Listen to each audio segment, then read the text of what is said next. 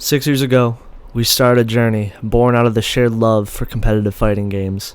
Eventually, the electrifying passion that coursed through us arsed out and drew in more people until our small circle of friends grew into a team, and that team grew into an international community.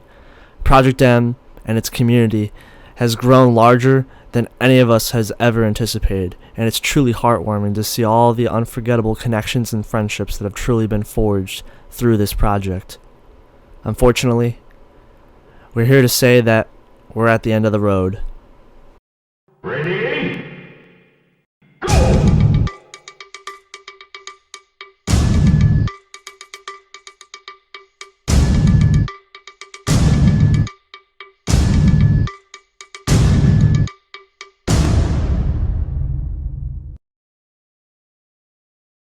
Project M was a mod, or otherwise known as a modification, over the game Super Smash Bros. Brawl that aimed to take the fast-paced gameplay from the previous title, Super Smash Bros. Melee, and bring it into Brawl's engine, thus giving every character in the cast retooled gameplay and physics changes under these new gameplay changes.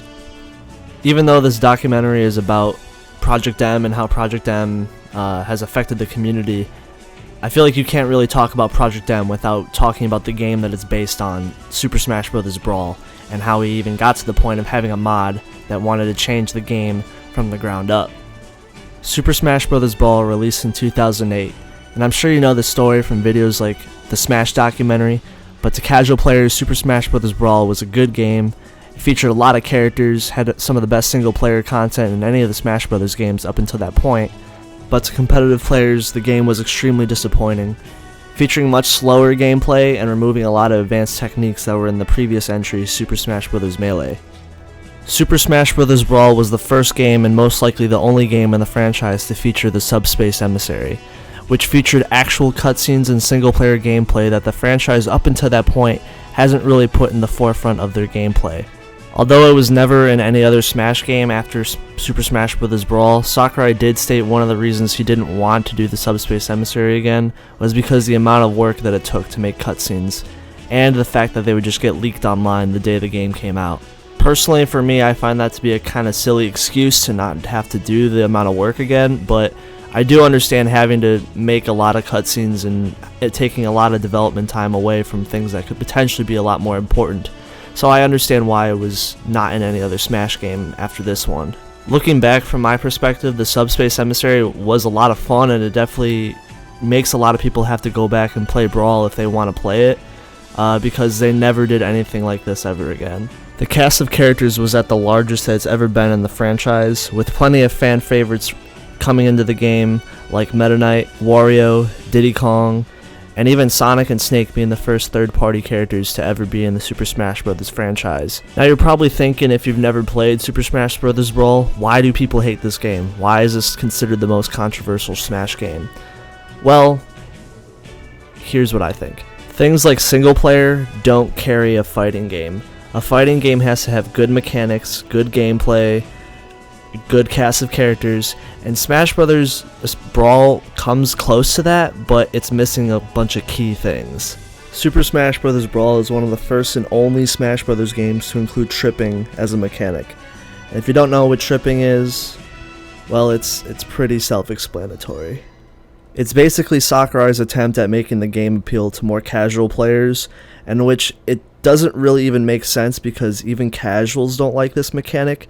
But it was clearly a shot at the competitive audience because they want to do more technical gameplay, and this kind of kills that.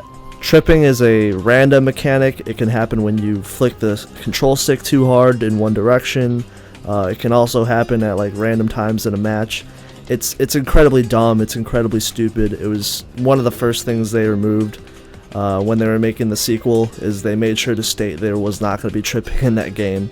It's quite bad. Arguably, people will say it's one of the worst techniques ever put in a fighting game. If you played Super Smash Bros. Melee competitively, which features a lot more advanced techniques that I'm sure most of you have probably seen if you've watched EVO, it features techniques like wave dashing, dash dancing, L canceling. All those techniques were removed in Super Smash Bros. Brawl, and it seemingly were purposely removed. It wasn't an accident. pretty much just spitting in the face of the people that liked those techniques and liked playing Melee that certain way. Sakurai was pretty much letting them know that that wasn't going to happen in Brawl. Super Smash Bros. Brawl is a lot more of a floatier game. The gameplay is a lot slower. It's not nearly as fast and crisp as Melee. It definitely was aiming for more of a casual audience that was, featured on the Nintendo Wii. Basically because the existence of these techniques, modders were trying to remove them and make the games more closer to previous games in the franchise like Melee. No one liked tripping, even the casual audience didn't really even like tripping, and people wanted to figure out how to change the physics engine to make it more closer to previous Smash Bros. Games. As far as the competitiveness of Smash Brawl goes, it's probably one of the most unbalanced games in the franchise, and it's usually known for this for characters like Brawl Meta Knight. I don't really even have to talk about how broken that character is, I can really just show footage, but just imagine a character that is in a really slow engine but just kind of breaks the law of that engine. And there's really a lot of gimmicks, a lot of characters with chain throws, chain combos. It's a very unbalanced game. People have stated that Brawl only has a competitive audience because people were trying to force the Melee rule set onto that game. And clearly you can tell from just the gameplay of the two games alone, they are not the same game. People would say characters like Smash 4 Bayonetta or Melee Fox are some of the most broken characters in the franchise, but arguably Brawl Meta Knight is leagues better than the rest of the characters in his game.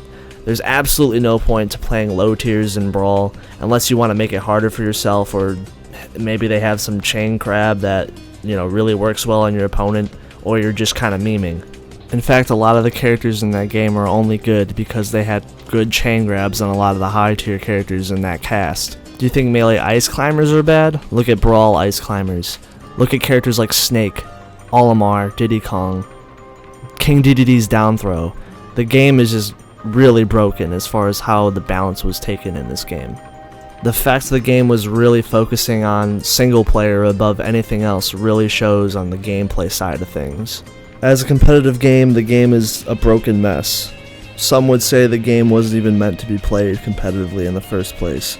And that's probably right. If games like Melee didn't even exist, who knows if Super Smash Bros. Brawl would have even been given a chance in stages like EVO or even other fighting game tournaments. It really reflected how people like Sakurai at Nintendo saw competitive gaming at the time. They really didn't even want to show that it even existed. Brawl was basically Sakurai's attempt at taking what people liked out of Melee and basically killing it and forcing a casual play style onto them. And it's kind of funny because Melee is still played to this day, but Brawl is a dead game competitively and probably even casually too. Very few people probably only go back to play it for the Subspace Emissary. And while in future Smash Bros. Games to come, Sakurai never really fully went back to that Melee playstyle. There's a few glimmers of it here and there with games like Super Smash Bros. Ultimate bringing back the old air dashing mechanic, but as far as like a true Melee resurgence, there has yet to be seen of things like wave dashing or L canceling, or even like true dash dancing and returning in any future Smash Bros. Games. It is interesting to note that a lot of the slower gameplay was changed in future Smash Bros. Games, but it's still very apparent that they took a lot of inspiration from games like Super Smash Bros. Brawl. If it wasn't for Brawl, then probably games like Smash 4 or even Smash Ultimate wouldn't have a lot of the gameplay quirks that they have today. So now let's talk about Project M. For those who don't know, Project M was created to capture the gameplay from Melee and Brawl's own engine, with Brawl's larger cast of characters and Melee's gameplay, so that means no more tripping, no more floating physics. Welcome back wave dashing, dash dancing, L canceling, and they even made changes to Brawl's engine to make it a lot more similar to Melee. The earliest development for Project M started in late 2010, where modders were attempting to bring back Melee Falco into Brawl's engine. They started this with one character, and then modders tried to do it for many other characters in the cast. The Project M development team grew, and then the project also grew with a full reworking of Brawl's engine, to the point where Project M basically had more content than the original game that it was based on. Project M's first demo was released on February 7th of 2011, and while the entire cast was not complete at the time, it was merely just a seed of what the dev team was capable of doing. The biggest update was probably 3.0, which was the first update to feature characters like Roy and Mewtwo, with the rest of Super Smash Bros. Brawl's cast being complete and playable. I personally got involved with playing Project M probably around 2.6, but I do remember vividly when 3.0 came out, it just shook the modding community because it was literally one of the first mods out there that was polished and also included brand new characters that didn't include existing characters that were in the game. The code that they created in order to make Roy and Mewtwo was completely unique from what anyone else was doing at the time, and while things like the clone engine would later come in development and would make it outdated, it was still, like, for its time, very innovative. A lot of the characters like Roy and Mewtwo are based off of existing characters that are in the game. So Roy was based off of Marth's moveset, and Mewtwo was based off of Lucario's existing moveset, and then they made changes on that. Not only that, but they had to reimagine their movesets in a way to make them fit in the engine that they were creating. Mewtwo and Roy especially were considered low-tier characters in Super Smash Bros. Melee, so they had to make changes in order to make the characters a lot better in a competitive fighting game. Not only that, there was a lot more stages. They included Turbo Mode, which was a mode similar to like Marvel vs. Capcom's combo style.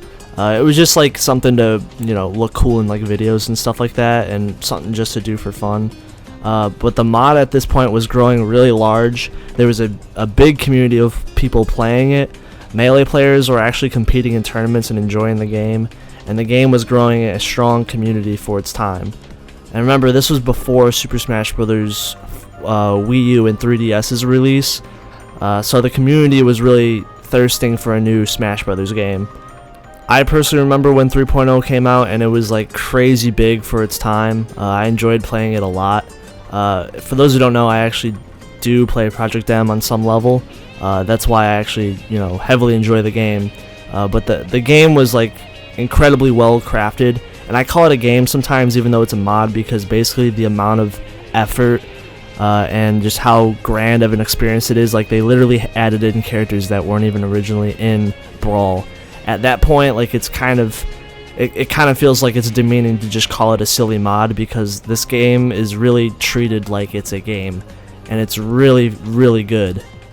Hell, even Watch Mojo considers Project M to be one of the greatest mods of all time. And I know that's like a meme take, but it's really good, and the community was really thriving at the time. You can't really talk about Project M without talking about its development team, and these people were really in charge of making the mod. They were the Project M development team, otherwise known as the PMDT, and it was a collective of individuals, and the majority of them would be in charge of, let's say, like a certain character or making a stage, gameplay changes, balances, music, just a bunch of things for the mod. Certain people would be in charge of certain things.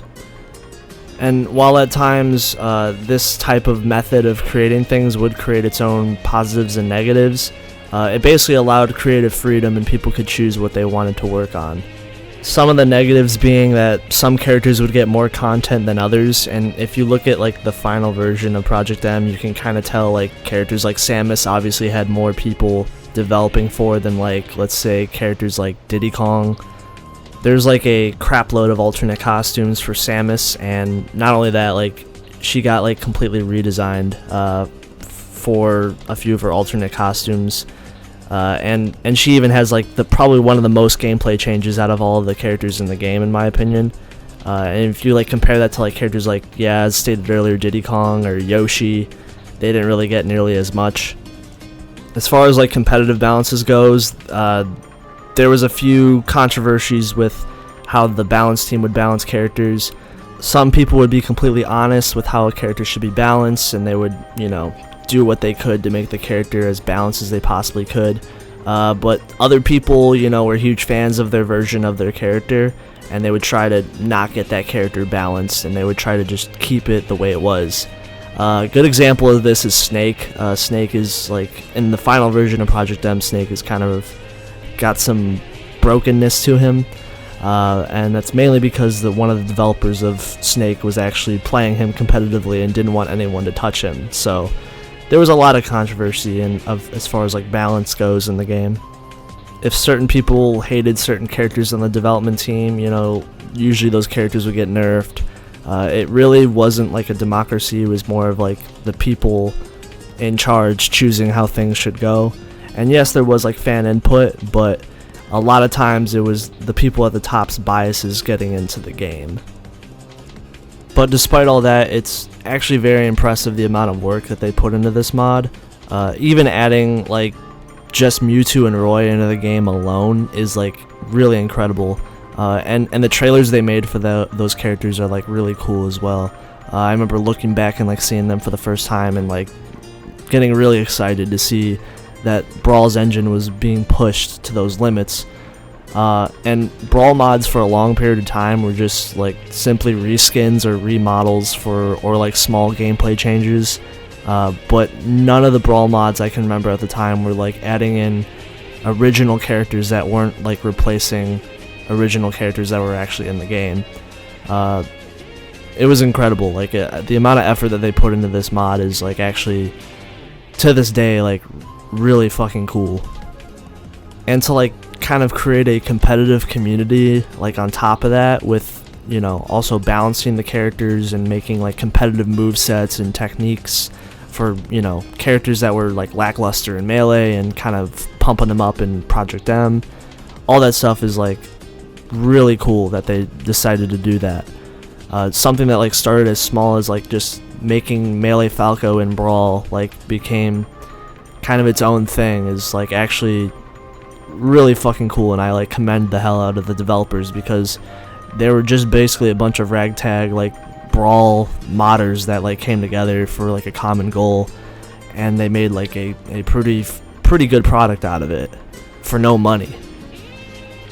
Not only that, like them adding things like wave dashing, L canceling, just all the techniques that are in Melee that are in this game too, is actually like pretty incredible because the code for that stuff didn't already exist in Brawl, so they had to figure out how to put that in Brawl with the idea of what they were in Melee. And I honestly like the amount of work and effort that took to do that is like there's some coding geniuses on the PMDT for sure.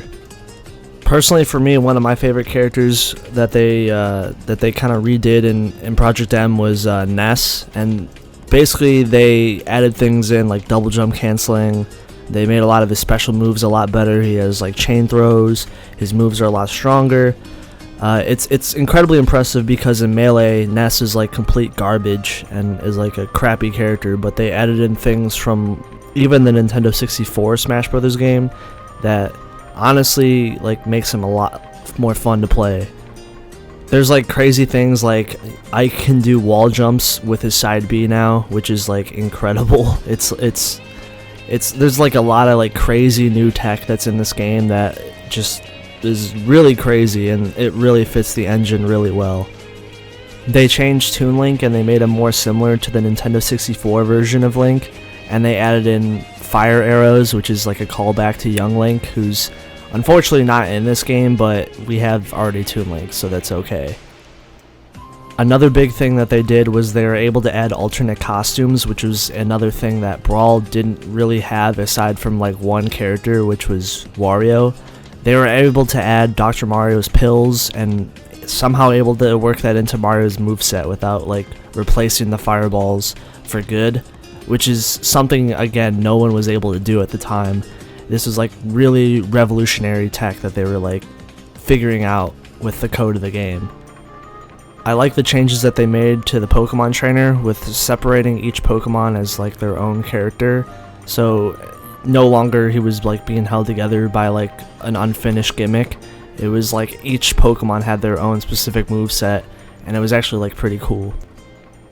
There was a lot of weird like similarities with Project M and like future things they would do in other Smash Brothers games.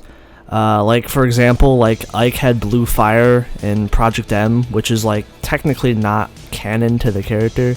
He's supposed to have blue fire, but in Brawl he had red. And then in Smash 4 they finally fixed that, but you can see from like early screenshots that Ike still had the red fire, which is, you know, kind of funny that a Brawl mod like holds more continuity than the actual game. The ability for Zero Suit Samus and Samus to be their own character was also something Project M did first, and small balance changes like limiting Olimar's Pikmin count was something Project M also did first. I'm not sure if those are just like weird coincidences or like someone at, I don't know, HAL Laboratories or you know, Sakurai played Project M, you know, who knows, but there's a few things here and there that started in Project M and like later were put into other Smash Brothers games. But again, that could be purely coincidence, who knows.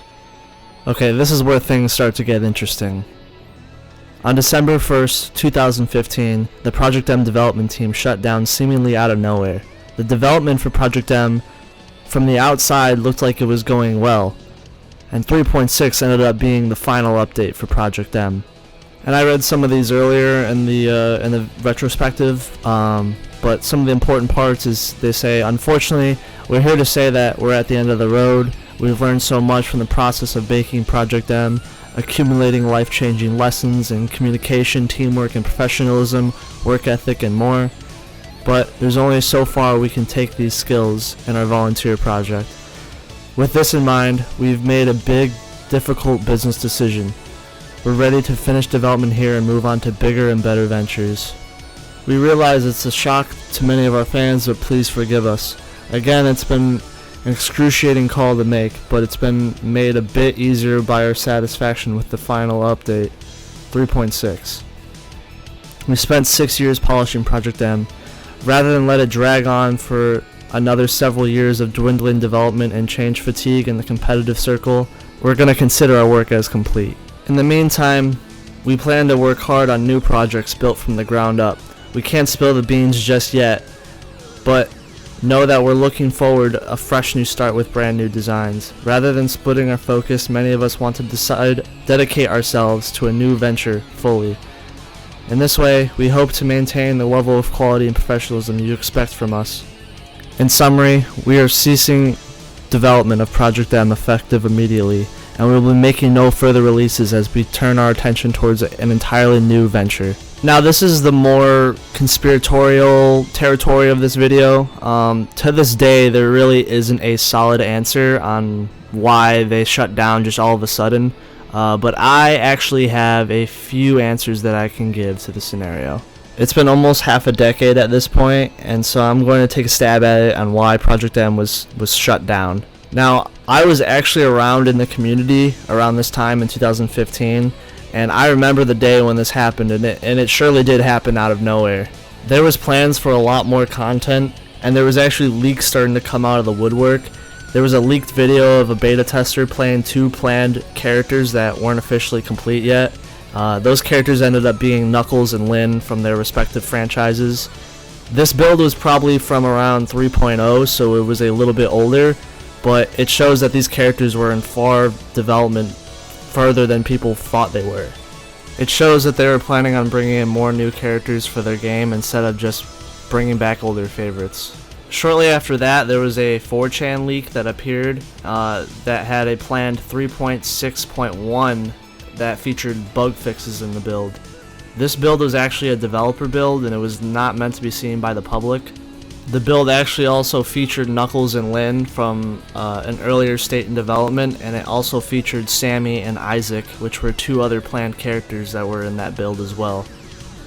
None of those characters were nowhere near to being complete, but you can see where they were going for those characters in that point in development. Knuckles appeared to be a different take on a Sonic character, featuring a spin dash, punching moves, basically stuff you would expect him to do. He was unfinished though. They had plans of giving him a glide, and that wasn't finished in the build either. Lyn was an interesting take on a Fire Emblem character. She featured a sword and a bow, and she was kind of a different take on what you would expect from a Fire Emblem character, at least compared to today, so take notes, Sakurai. Her character design is actually based off of a Mugen version of that character, and you can notice this by the voices being exactly the same between the two versions. I remember her being a very good character. She was like a glass cannon. Her arrow moves were like super broken. They were really good. They were really fun to use. Sammy from Advance Wars took some inspiration from Snake. She had a lot of like interesting moves like rocket jumping, explosions. And Isaac from Golden Sun is also in the build as well.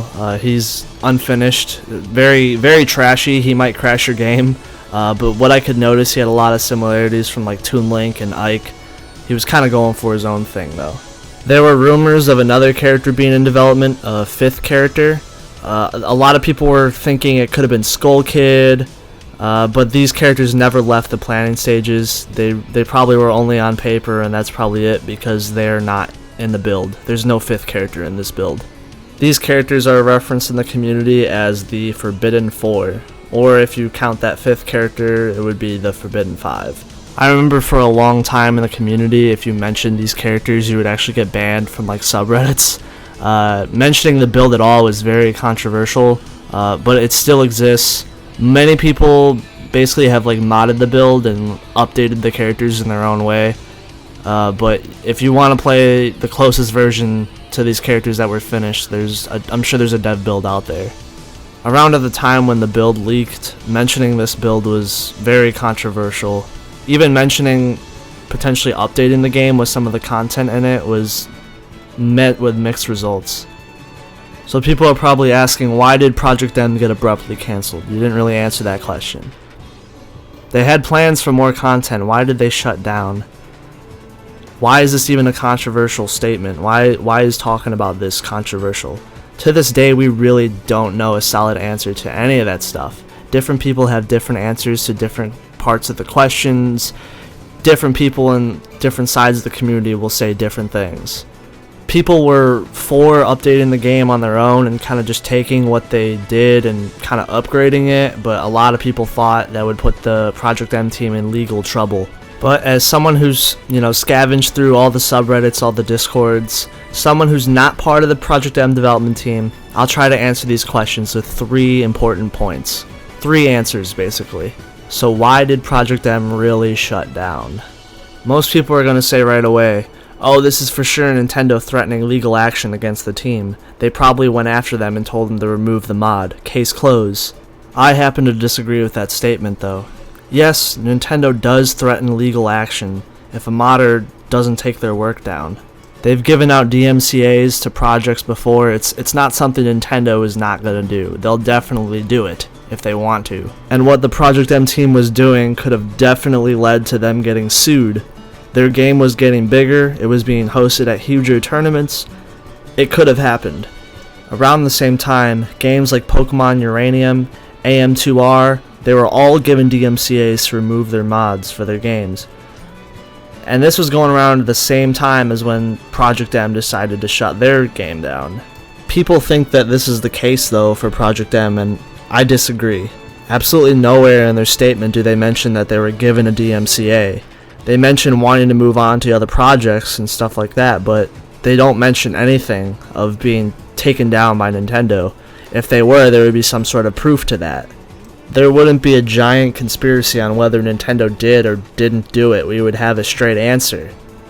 There would be legal proof, there would be documents, there would be something to tell us.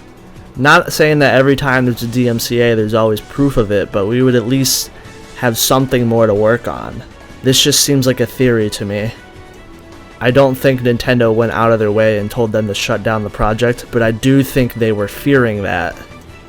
I've scoured a lot of subreddits and people that used to work on the Project M development team and who were in contact with them. The Project M development team was actually contacting legal advice at the time. They were trying to figure out if what they were doing was illegal and how it could affect their future. They even make reference to one of the lawyers they were probably talking to at the end of their statement. It's very much they were talking to that guy, and he probably warned them of what could happen if Nintendo did decide to take down their project. And I'm leaving names out of, the discussion for who did this and who was the lawyer and da-da-da-da-da. I mean, it's on the website. If you want to figure it out, you can obviously figure it out, but for the sake of the video, I'm just kind of leaving out names on purpose. Some people that worked on the project want to remain anonymous and they don't want their names out there, and in some respect, I'll respect that. The game was getting featured at big events. A lot of people and top players were playing the game. It was receiving a lot of coverage. It was getting good reviews. The game was getting a lot bigger, and I'm sure that at the end of their rise, they probably thought there would be a huge fall. So if those games were getting taken down, they probably thought the same could happen to Project M. And there is some truth to that if Nintendo really wanted to do that. Now, not every day Nintendo doesn't scour the internet and pursue legal action against every single mod in the community. That's false. But every now and then Nintendo does come out of the woodwork and take down a few big hitters to kind of set a precedent for the rest of the community. But if you're making mods and you're having fun with it, Nintendo's not going to send ninjas after you. But it just depends on how big the game is, and if they decide to go after you or not. It's really up to them. I've seen them totally ignore bigger projects while they take down a lot of mid-level projects. I've seen them take down a few heavy hitters. Like, it doesn't happen that often, but usually when they do, it's to set a precedent. Nintendo isn't like companies like Valve or Sega, where they embrace their fan-made community and even at times allow them to make official games. Nintendo doesn't believe in any of that, and it might not be a very progressive thing for them to do that stuff, but they have every legal right to protect their property, which is why they do it. So essentially, I don't think they got a DMCA from Nintendo. If they did, I'd like to see proof of that. But I think the team was definitely afraid of what could have been the inevitable. The game was getting a lot more coverage, it was getting bigger, the community was recognizing it more. I'm sure they thought eventually they were going to touch the sun. This is where things also start to get more interesting. Point number 2. Shortly after the closure of the Project M development team, a new company emerged. Wave Dash Gaming opened up, stating that they were working on their own video game that was in development, and it was going to be a platform fighter. That game ended up being Icon's Combat Arena. And if you heard this name before, or you know about the game, then you obviously know what ended up happening to that game. You could honestly make your own video about this game. I won't say too much about it, only really the important bits, but it didn't end up working out for the company. Around this time, the company, Wave Dash, started following certain members of the Project M development team on Twitter, with many of them following the company back. You might think, why is this important, Zach? Well, it actually kind of is. As time went on, people found out that the company Wave Dash Games was actually hiring people from the Project M development team. This newly formed company, out of nowhere, hiring a bunch of leftovers from the Project M development team, pretty much around the same time as the shutdown.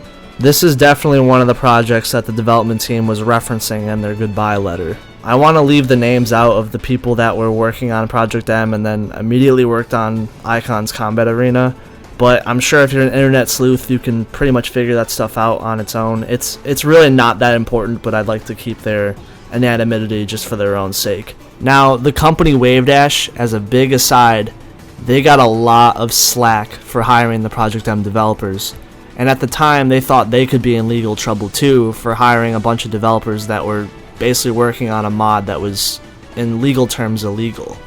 I guess you could say, as a quick aside, this is me trying to give some slack to Icon's Combat Arena.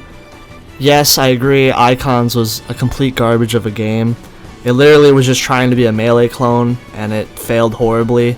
The game lacked any soul, and they wasted a lot of money for advertising instead of putting it into the game.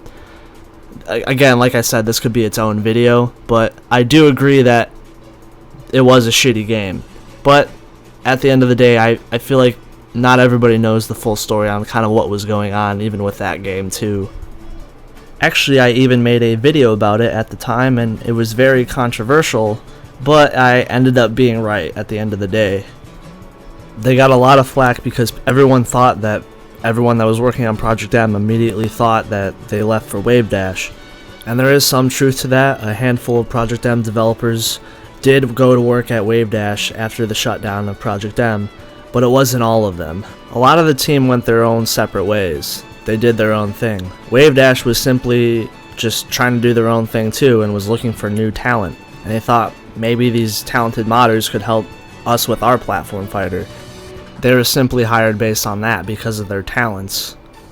And they even put some level of risk on their own company to hire them, but that's how much they believed into their talent. But it also ended up being part of the reason why Icons failed so badly. Because that the Project M team was being vague in their goodbye letter, that meant a lot of people were speculating on what exactly was the reason why they shut down. The lack of communication from Project M's final letter led to that bleeding over on some of the failure for Icons Combat Arena. Look at the meme that, was going around in the community at the time that Project M died for this. And you know what? I don't blame a single person. Icons ended up making Wave Dash go bankrupt. The game was a total loss for the company, and they shut their doors and went out of business, without even a full version of Icons Combat Arena coming out. So people ended up paying $20 for a game that wasn't even finished. It wasn't until basically last year that they got a full version of Icons Combat Arena, and it was only the version that was promised. It wasn't anything spectacular. Icons Combat Arena right now is working on a resurgence. They're working on rebranding. Someone bought the ashes of the company and is trying to start the game over again, and I wish them the best of luck. They don't have anyone on the Project M development team working on it. It's pretty much a much smaller project, but you know what, I wish them the best. They released the final version of Icons Combat Arena for free for anyone who purchased it for $20, which, that was nice of them, honestly. They didn't really have to do that part, but they went out of their way to do it, and I think that's pretty cool. But yeah, basically what I'm saying is Project M shutting down basically kind of bled into the failure of this game as well. Looking at the gameplay though, it wasn't anything spectacular. It looked very mediocre, but I do feel bad for what happened at the end of the day. A lot of people lost their jobs. Ultimately though, that's the second reason on why Project M was most likely shut down. They didn't want this game to leak into their any other successes that they were trying to make. They didn't want Project M to ruin their career and be a stamp on their, their internet legacy basically. I'm sure they thought if they quietly canceled the game that they could move on freely to other ventures, and the internet doesn't really work like that. The final reason that I feel that the game was shut down is honestly probably the sadder reason, but I think majority of the devs just wanted to move on. As stated earlier, Project M was a big hit. It was arguably one of the greatest Super Smash Bros. Mods of all time, and the developers were given new opportunities. They wanted to work on the mod, but it wasn't really paying them well. It wasn't paying them at all, actually. They weren't getting paid for what they were doing, and they were all young. Majority of the development team were teenagers or young adults. Was it really worth it to work on a project that wasn't paying them anything, and that Nintendo could really shut down at any time? How many more updates do they need to release until they get to the point where they say the game is perfect? A lot of times you work on something when you're young and you just outgrow it when you get older. And in a sense, I bet majority of the development team was outgrowing their creation. They probably felt that if they quietly canceled the project, that if they removed any future downloads of the game, it wouldn't hurt them in the future. They were probably looking for jobs in the gaming industry, and they probably thought Project M, according to their lawyer, is very illegal. I'm sure they thought if they put the project under the rug that it would go away, and I don't blame them for thinking that. However, I think the way they just left it, and with no other updates after that, I think it did cause a lot more difficulty for them than they probably expected. Maybe if they had one more final bug fix update, or something to send off the players for good, maybe there would be less of a downfall for them. Who knows? I think maybe if they were more transparent with a few things here and there, maybe that also could have helped them too. But I guess you can't really get the answers for everything. Project M basically taught these people how to develop games. It was a good lesson, and I believe for a lot of them, it was time for them to move on. They were trying to take the things that they learned and apply it to other projects and actually get paid for it, and I don't blame them for trying to do that. But you have to understand there was a lot of understandable confusion about how things went down. Afterwards, in the community, Project M began to get a lot less coverage in the public eye. gaming channels refused to cover the game. Twitch removed the game from their list of games that you could cast. And although there was workarounds and other broadcasting services, it definitely took a dent out of their community. A lot of people thought they couldn't even stream the game. It basically stifled the growth of the community. The community at this point either shrunk or stayed the same for a majority of the years. One funny thing is the Nintendo's Miiverse would actually ban you if you mentioned the game on their own service, so I always thought that was a funny thing. The community at this point forward had to figure out what they were going to do.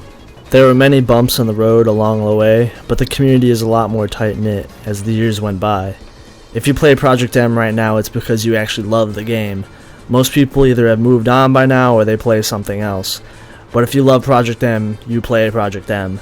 There were many discussions in the community over if, what version they should play, if it should be 3.6 or, the unreleased 3.6.1 build, or they should make their own build. But as a community, it actually reached a turning point in 2020. Project M Plus released for the first time fully on March 17th, 2020, which strives to be the community-driven patch to 3.6 that adds balance changes, bug fixes to the entire cast. And actually with a big twist, it has Knuckles on it. It has a finished version of Knuckles, so you can actually play him. And honestly, I didn't even expect this character to be in the final build of this mod, but he fits in quite well. He's actually really fun.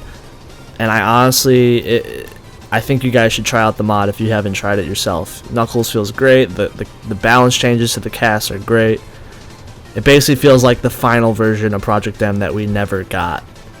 The Project M had a lot of former Project M developers and beta testers work on the project, and it honestly feels like a true Project M patch. It feels really good. They nerfed Snake and Game&Watch, which, those characters are annoying, so if you like that, you're gonna like this patch. So yeah, go download the mod. I'll leave a link in the description. It's really good. It's really fun. There's new stages. The UI is different. A lot of the older characters got some big changes to them, like Charizard has like a new move. Bowser got some new balance changes. It's quite good.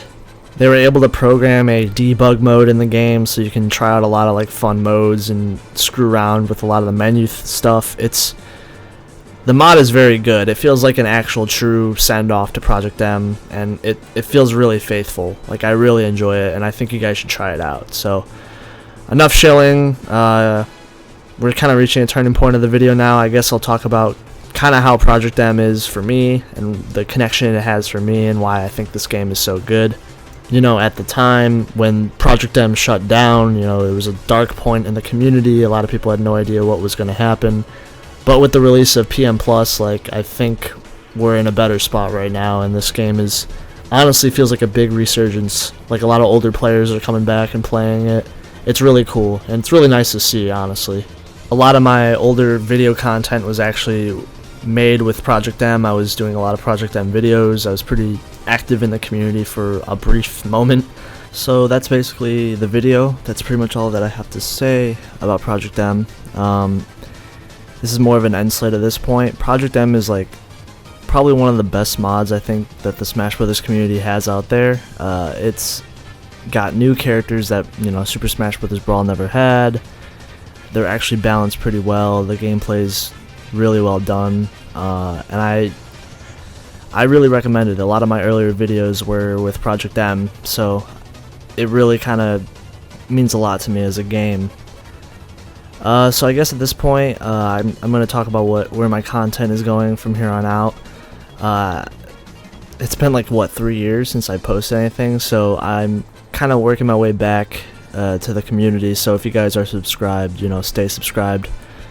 There will be more videos like this. They won't all be about Project M, but they'll be about Nintendo franchises and whatnot. So I do think you guys should stay subscribed if you're into that type of stuff. There's going to be more long-winded content.